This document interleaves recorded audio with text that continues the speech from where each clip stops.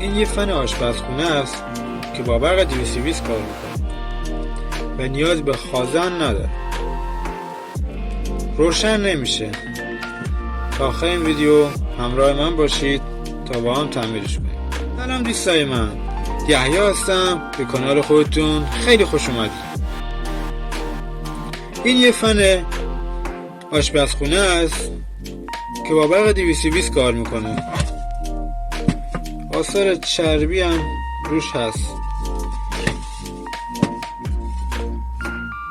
روشن نمیشه و مشتری گفته که وقتی میزنی به برق فیوز میپره. ما بازش کنیم ببینیم داخلش چه خبره. این قسمتش هیچ پیچی نداره. یک دونه پیچ بالا سر پروانه است. این پیچایی که رو پروانه است موافق عقربه‌های ساعت باز میشن. یعنی شما مخالف عقربه‌ها موافق عقربه‌های ساعت، یعنی به سمت بسته باز میشن.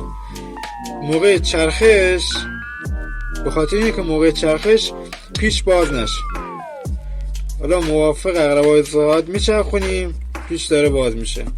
خیلی دقت کنید. به خاطر چپگرد راست کرد فنشو در آوردیم. این قسمت هم در میاد. همین جوری که مشاهده کنید میبینید ترکای روی سیم. بعد اینجا این هم آزاد شد. این رو باز کن تا بهتر ببینید. این رو نگاه کنید، با پلاستیک بسته شده، چسب برق استفاده نشده. حتما در دسترس چسب برق نداشتن. دو تا پیچ این قسمت داره. اینا رو باز کنید.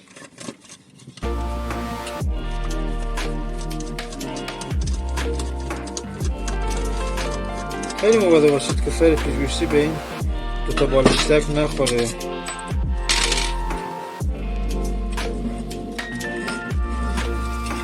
مواظب باشید سیما پاره نشه. دقت کنید سیم چه بلایی سرش اومده. این که قطع، اینو درش میره.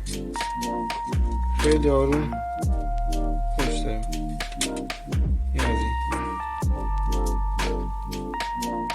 این دوتا نگه دارنده ای، این رو باز میکنیم. حالت این رو در بیارین اول تا این شافت جدا بشه و بهتر بتونیم کار کنیم. این هم خودش باز میشه. به جای بربری این قضیه نه استفاده میشه. حالا این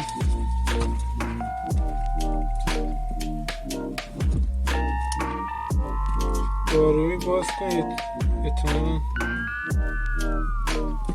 مشکل هست. سیما داره خودش قطع میشه. شاید این ارزش تعمیر نداشته باشه. اینجوری که من وضعیتش رو میبینم خیلی افتضاحه.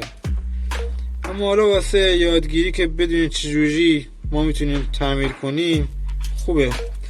اصلا ببینیم روشن هم میشه آخرش یا نه. این قسمت ها رو روغن کاری حتما بشه که به جای بوبرینگ استفاده میشن روغن یا گریس نسوز بزنید. حالا اینجا یه سیم جدا داریم و اینجا ببینیم سیمش، این هم مشخص. سیم میبینید ایناش.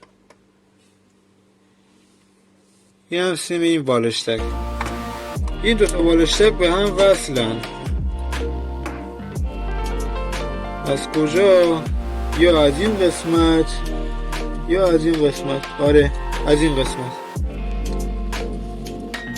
اگه ببینید یه سیم نسوزی ما بینشون از این بالشتک به این بالشتک وصل شده. به خاطر این 220 وصل. حالا ما اول یه تست بگیریم که نما زحمت نکشیم اینو بخوایم دوباره جمع جورش کنیم. اینو باید برای نظافت بزنیم بشوریم. پروانه باید نظافت بشه، شستشویی رو داده بشه. این قسمت ها همینطور باید برق بیفته. این قسمت ها همینطور. حالا ما با تست 110 یه تست میگیریم. این قسمت که سیم اینجاست با این قسمت. دستگاه تست ساده هم که جلسات قبلی با هم دیگه ساختیم.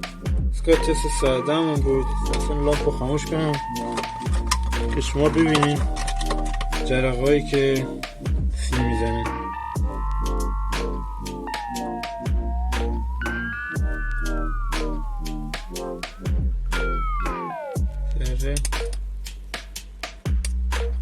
این رومتی که اتصال میخوره به خاطر اون شلاکی که داره.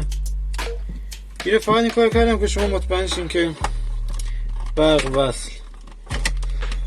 قطع کردیم. شما روشن کنم. خب دوستان این قسمت رو یه سنباده خیلی نرم بدیم، چون این زنگ زدگی ها اینجا هست به این قسمت ها برخورد میکنه و دچار مشکل میشه. داخل همینم با سنباده نرم قشنگ تمیز کنید. داخل این صفحه مواظب باشین، خیلی مواظب باشین که سیم پیچ بالشتک ها صدمه نبینن. این قسمت هم یکم روغن بزنید و این قسمت که به جای بابرینگ اینا استفاده میشن و اینو حتما تمیز کنید، مثلا با فرچه ها قشنگ تمیز کنید. من میرم اینا رو تمیز میکنم، تمیز میام و ادامه ویدیو رو با هم دیگه میبینیم. دوستای من به خاطر راحتی کار که اینو قشنگ تمیز در بیاری با دریل شارژی، این قسمت شافت بلندتر رو بیداری داخل دریل شارژی رو سفت میکنیم. سنباده نرمونو به این صورت میگیریم توی دست و روشن میکنیم که کارمون سریعتر انجام بشه.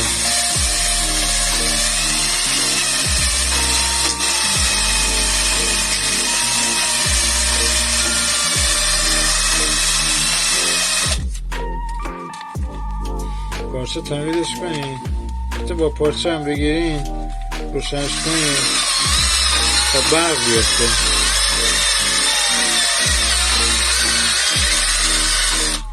نگاه کنید چقدر تمیز شد. این قسمت ها هم همینطور. این قسمت ها با پارچه خط نباید بیفتین. این قسمت ها با پارچه بگیرین تا خودش تمیز بشه.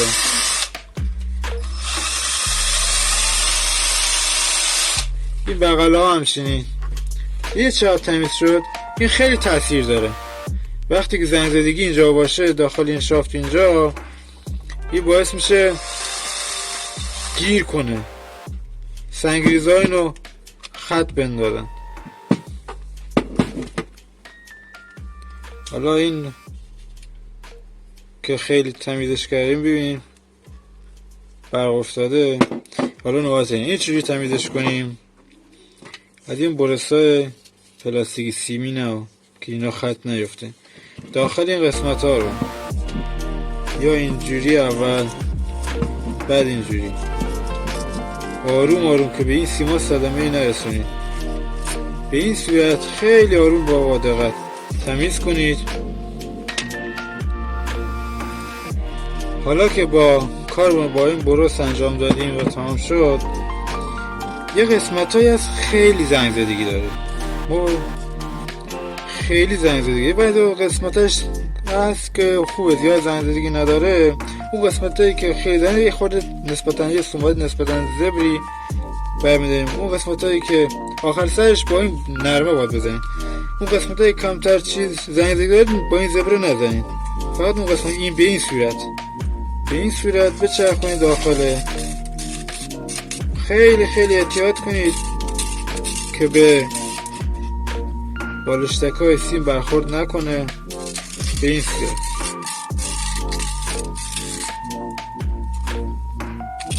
سعی کن خط نیفته. فقط اینو گفتم واسه جایی که خیلی زنگ زدگی داره. و در آخر با همین سنباده نرمه بکشین روش.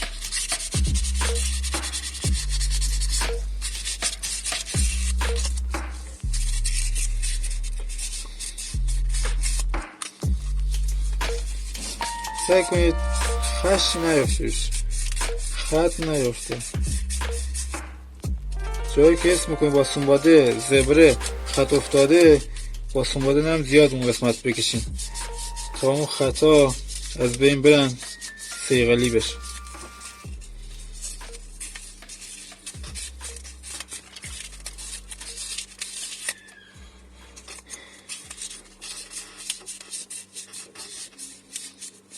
اینجوری انجام بدی، اینجوری داخل دایره.